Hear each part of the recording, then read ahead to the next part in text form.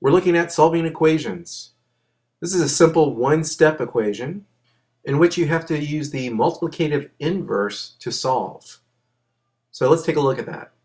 For negative 5/8, negative 8/5 will be our multiplicative inverse.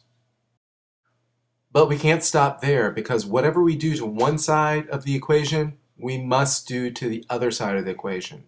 That's a golden rule for solving equations.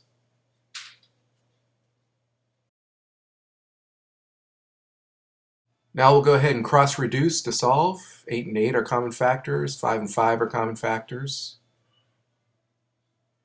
4 and 8 have common factors of 4, so we'll reduce 8 to 2. And here's our solution in two forms.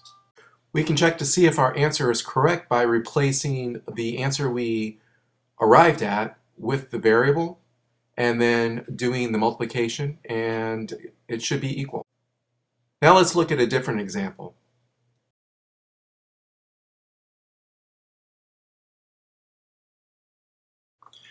Here the multiplicative inverse is 7 over 1, and of course whatever we do to one side of the equation we have to do to the other as well.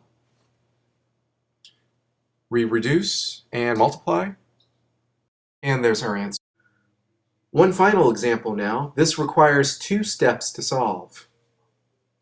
And this is a good time to review our order of operations for equations. It's PEMDAS in reverse.